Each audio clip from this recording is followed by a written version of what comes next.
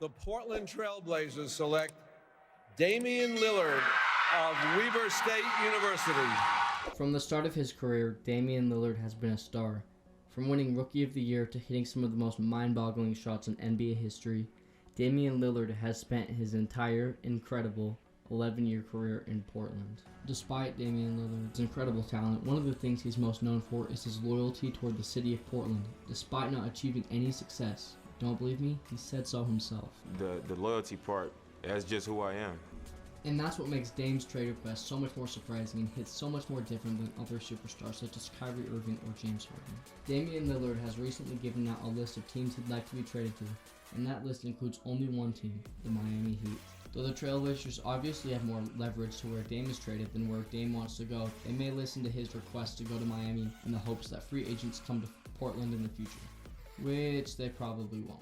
Miami has made several offers for Dame revolving around Tyler Hero and picks, but the Trailblazers declined those trades. The Heat are currently looking for a third team to join in on the trade to move Tyler Hero because Portland already has an abundance of promising young guards, including Shaedon Sharpe, Anthony Simons, and Scoot Henderson. Portland Trailblazers GM Joe Cronin isn't in a hurry to deal Dame to ensure he gets the best value possible, stating if it takes months, it takes months. This may mean by the time Damian is dealt, assuming he is dealt, the season may have already started. Now, what if Miami doesn't have the assets to get the deal done? Well, other teams will step in. It's been reported that the 76ers, Celtics, and Clippers are among 3 of at least 5 teams interested in trading for Dame, with teams with an abundance of assets such as the Utah Jazz and Brooklyn Nets keeping an eye on the situation from a distance. As they should, the Portland Trailblazers came out and said that with the Dame trade, they were looking for draft capital and young players. Despite them saying they want to compete, signals a rebuild. So why would the Trailblazers trade Damian Lillard to a team that has less of those assets that they desire than an opposing team, say the Brooklyn Nets, who has more to offer? Who knows, maybe Portland wants to make up for all the years of wasting Damian Lillard's career. Or going back to what we were saying with the idea of wanting to attract free agents to the Blazers. Either way, the Trailblazers should prioritize themselves and their franchise and trade Dame for the best return possible.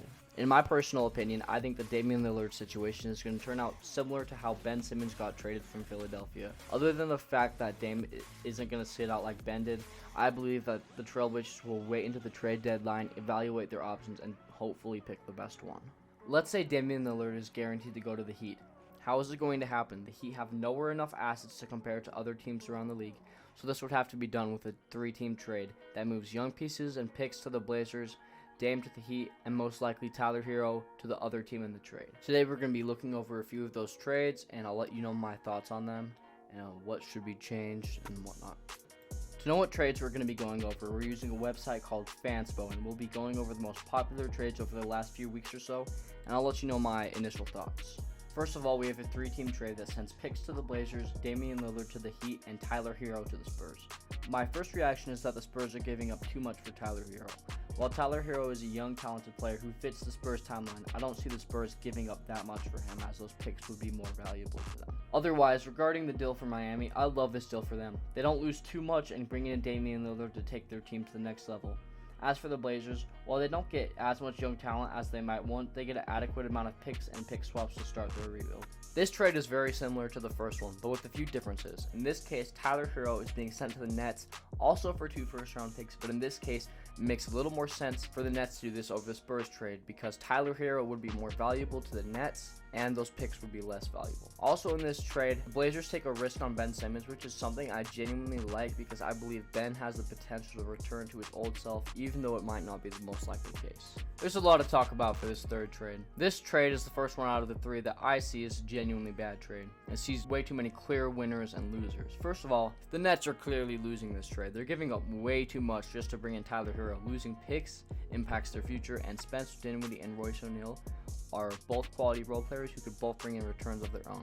Second of all, the Thunder won't run away with an absolute steal of a deal. Even though they shouldn't be involved in it, they give up what is a fairly valuable pick, get 2 picks in return, and what should have been the Eastern Conference Finals MVP. For the Heat, they're giving up a lot for Dame, but I believe it's worth it for them. And moving on to Portland, they walk off here with some good players that can flip with a deadline and a haul of future draft capital. If you guys are still here, I want to thank you guys for tuning in. It helps a lot. Don't forget to like and subscribe, and I'll see you guys in the next one.